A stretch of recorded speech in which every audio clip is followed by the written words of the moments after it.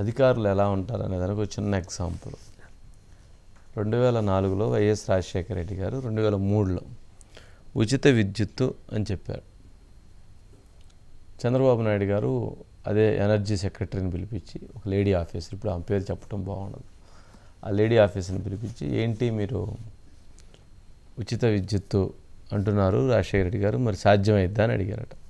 అసలు ఎట్లా సాధ్యమైంది సార్, అసలు ఉచిత విద్యుత్ అనేది సాధ్యం కాదు, ఇది అసాధ్యమైనటువంటి విషయం, ఇది మనం చెప్తే మనం నవ్వులు పాలవుతాం అన్నారట.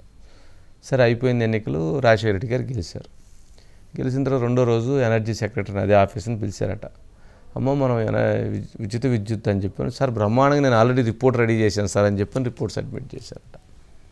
అలా ఉంటుంది అధికారుల యొక్క తీరు.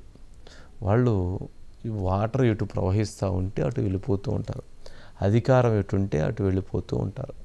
అంతే తప్ప వాళ్ళు ఒకవైపు దాన్ని స్టాండ్ తీసుకుని నిలబడేటువంటి ప్రయత్నం కానీ, దానికి సంబంధించి తప్పు జరుగుతుంటే తప్పు జరుగుతుందని చెప్పేటువంటి పరిస్థితి కానీ అధికార వ్యవస్థలో కోల్పోయారు వాళ్ళు.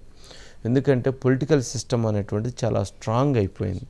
వాళ్ళని కాదు అంటే వాళ్ళకు పోస్టింగ్స్ ఉండవు, వాళ్ళని కాదు అంటే వాళ్ళు ఎక్కడ దూరంగా పెడతారు, వాళ్ళని కాదు అంటే చాలా ఇబ్బందులు ఎదురవుతాయి అనేటువంటి ఒక భయంతో వాళ్ళు ఏది చెబితే అది చేయటానికి వాళ్ళు సిద్ధమైపోయారు.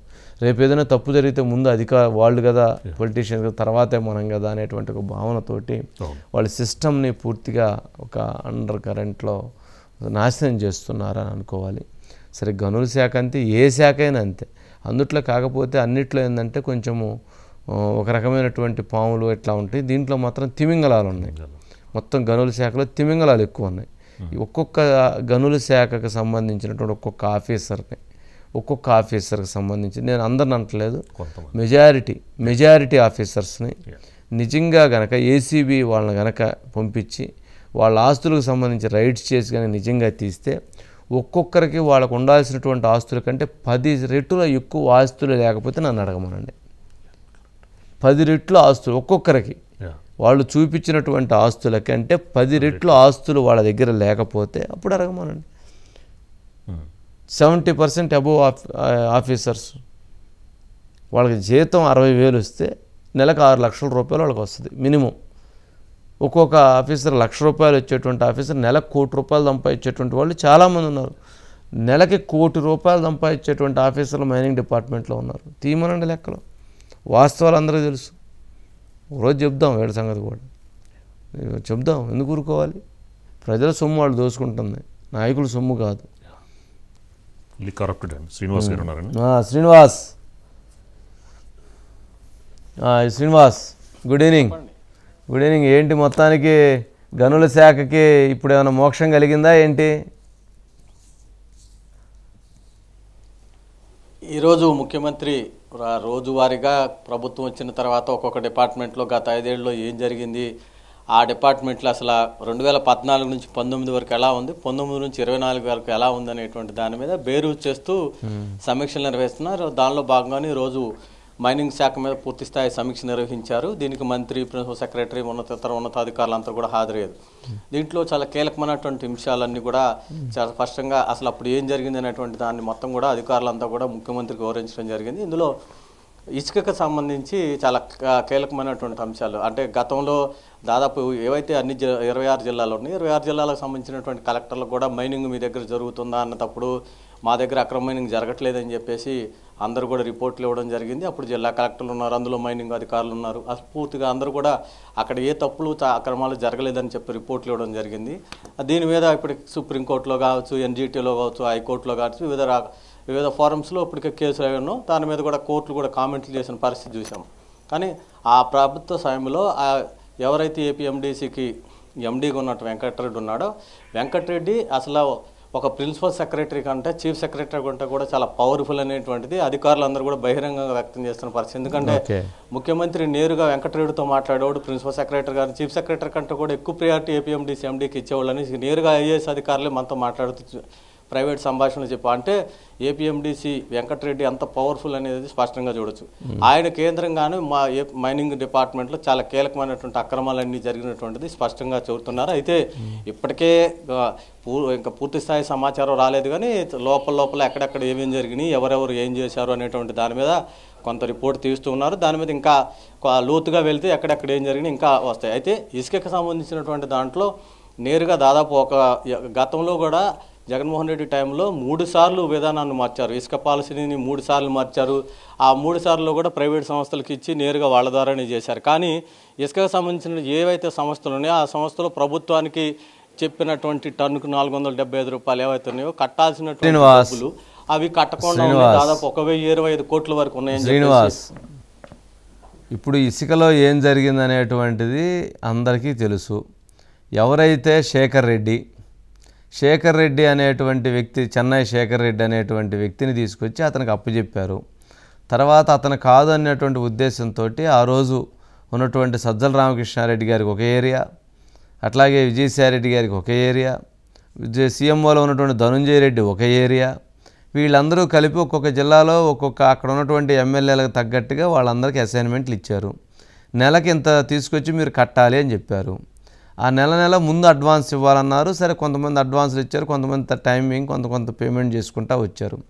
ఇదంతా పబ్లిక్గా అడ్డంగా జరిగినటువంటి సంఘటన. వీటికి సంబంధించి హత్యలు కూడా జరిగినాయి. వీటిలో పేమెంట్స్ చేయట్లేదనేటువంటి ఉద్దేశంతో ఒక ఒత్తిడి చేస్తే ఏలూరులో ఒక వ్యక్తి ఇట్లాంటి కాంట్రాక్టర్ అతను సూసైడ్ చేసుకోవడం లేదా చంపబట్టడం జరిగింది. ఇలాంటివి చాలా అంశాలు ఉన్నాయి. అంటే ఇప్పుడు ఇవన్నీ అధికారులు ఇవన్నీ చెప్తున్నారా, లేదంటే దాన్ని కప్పిపుచ్చి మారేడుగా దాన్ని చేసే ప్రయత్నం చేసి చంద్రబాబు నాయుడు గారి చెవిలో పూలు పెట్టేటువంటి ప్రయత్నం ఏమైనా చేస్తున్నారా? అలా అని లేదు. ఎందుకంటే గతంలో ఉన్నటువంటి అధికారులు వేరు, ఇప్పుడు బాధ్యతలు ఇచ్చినటువంటి అధికారులు వేరు. వాళ్ళకి పూర్తి భిన్నంగా ఇప్పుడు వాస్తవ రిపోర్ట్లు ఏవైతే ఉన్నాయో అసలు కింది స్థాయిలో ఏం జరిగింది అనేటువంటి దాని మీద పూర్తి స్థాయి నివేదికలు ఇస్తున్నారని చెప్పేసి భావించాలి. ఎందుకంటే దాదాపు నెల రోజులు అయింది. కొంతమందికి అధికారులకు బాధ్యతలు అప్పగించి నెల రోజులు కూడా పూర్తి కాలేదు. కాబట్టి వాళ్ళు కూడా లోతుగా అధ్యయనం చేయడంతో పాటు వివిధ జిల్లాల్లో ఎక్కడెక్కడ మేజర్ మైనర్ మినరల్స్ ఉన్నాయో ఆ మేజర్ మైనర్ మినరల్స్లో ఎక్కడెక్కడ ఎవరెవరికి ఏమి అక్కడ ఉన్నాయి. అయితే మనకు తెలిసినట్టు అంటే పూర్తిగా గతంలో కూడా వచ్చినటువంటి విమర్శలు ఏంటంటే పెద్దిరెడ్డి రామచంద్రారెడ్డి మైనింగ్ మినిస్టర్గా ఉన్న టైంలో ఒక్క ఇసుక అనేది తీసేస్తే వివిధ జిల్లాల్లో ఒక్కొక్క చోట మేజర్ మైనర్ మినరల్స్ ఉన్నాయి. అవన్నీ కూడా వేరే వ్యక్తులకి ఆల్రెడీ గతంలోనే ప్రభుత్వం ఇచ్చినటువంటి ఏవైతే వాళ్ళకి అవకాశం ఇచ్చిందో తోకోవటానికి, వాళ్ళకి సంబంధించినటువంటి దాంట్లో ఒక 10 ఏళ్ళు 15 ఏళ్ళు అట్లా గవర్నమెంట్ ఆర్డర్స్ ఇచ్చింది వాళ్ళు మైనింగ్ చేసుకోవటానికి. అవన్నీ కూడా వాళ్ళు వేరుగా రద్దు చేయడం, లేకపోతే వాళ్ళందరినీ బెదిరించడం, టీడీపీకి సంబంధించినటువంటి వ్యక్తులు ఉంటే వాళ్ళ మైనింగ్లన్నీ లాగేసుకోవటం, లేకపోతే వాళ్ళు టీడీపీ నుంచి వైసీపీలోకి రాకపోతే వాళ్ళకి భారీ స్థాయిలో జరిమానాలు వేయడం, ఇలాంటివన్నీ కూడా నేరుగా ఉన్నాయి. ఏకంగా ఇప్పుడు ప్రస్తుతం మంత్రిగా ఉన్నటువంటి గొట్టిపాటి రవి గారికి ఏకంగా 1000 కోట్ల రూపాయలు సుమారు ఆయన మీద పూర్తి స్థాయిలో ఆయనకి డబ్బులు కట్టాలని చెప్పేసి అక్రమంగా మద్యం చేయకపోయినా మైనింగ్ చేయకపోయినా కూడా ఆయనకి పూర్తి స్థాయిలో మనుషులు మైనింగ్ చేయకపోయినా చేసినట్టుగా ఆయన మీద పూర్తి స్థాయిలో డబ్బులు కట్టాలని చెప్పేసి కూడా ఆయనకు నోటీసులు జారీ చేయడం పరిస్థితులన్నీ చూసాము. అట్లాంటివి అన్నీ ఉన్నా కానీ పార్టీలో ఉన్న వాళ్ళు ఉన్నారు, కానీ లేని వాళ్ళందరినీ కొంతమందిని బెదిరించడం, మైనింగ్ లాక్కోవడం కూడా చూసాం. ఇవన్నీ చూస్తున్న తర్వాత పూర్తి స్థాయిలో అయితే ఇందులో అందరూ కూడా ఒక వెంకటరెడ్డే కాదు, వివిధ జిల్లాల్లో పనిచేసినటువంటి ఎవరైతే మైనింగ్ అధికారులు ఉన్నారో మైనింగ్ అధికారులు కూడా అందరూ వైసీపీకి అధికార పార్టీకి పూర్తిగా తొత్తులుగా వ్యవహరించారు. కాబట్టి కింది స్థాయిలో మైనింగ్లో అన్ని దారుణాలు జరగడానికి ప్రధానమైనటువంటి కారణం. ముందుగా అయితే ఇక్కడ గవర్నమెంట్ ఏం చేసిందంటే ఇప్పటివరకు పై స్థాయి ప్రక్షాళన జరగాలి. రైట్, ఆ రిపోర్ట్ తీసుకోండి. ఆ రిపోర్ట్ తీసుకుంటే దాంట్లో చాలా అంశాలు వెలుగులోకి వస్తాయి. ఆఫీసర్లు ఏమీ పత్తిత్తులేం కాదు, వాళ్ళు కూడా 70% పొలిటికల్ లీడర్స్ తీసుకుంటే వీళ్ళు 30% 20% వీళ్ళు తీసుకుంటారు. అందుకు వీళ్ళు కూడా ఏంటంటే వాళ్ళు ఏదో మేము అమాయకులు, మాకేం తెలియదండి, రాజకీయ నాయకులు చెప్పినట్టు చేసామండి అంటారు. రాజకీయ నాయకులు చెప్పినట్టు చేయటం కదా, రాజకీయ నాయకులు చెప్పినట్టు చేసినట్టుగా నటిస్తూ వీళ్ళ వాటా వీళ్ళు తీసుకుంటారు. వాళ్ళకి తెలిసి 20%, తెలవకుండా మళ్ళీ ఇంకో 20% లాగుతుంటారు అనమాట. వీళ్ళేమీ ఏం పత్తిత్తులేం కాదు. వీళ్ళ గురించి మైనింగ్ శాఖలో ఉన్నటువంటి మొత్తం తిమింగలాలు, ఆ తిమింగలాల ముందు అసలు మామూలుగా ఎవరైనా ఇదే. అందుకే ఏసీబీ మొత్తం రైడ్ చేసి తెలిసిపోయింది కదా అందరినీ. పాపం ఎవరెవరు పత్తిత్తులు తీయంటారు ఆయన అంటే తీస్తారు కదా లెక్క. సరే చూద్దాం, ఈ రేపు రిపోర్ట్ తీసి చూద్దాం. ఇక నెక్స్ట్ రేపు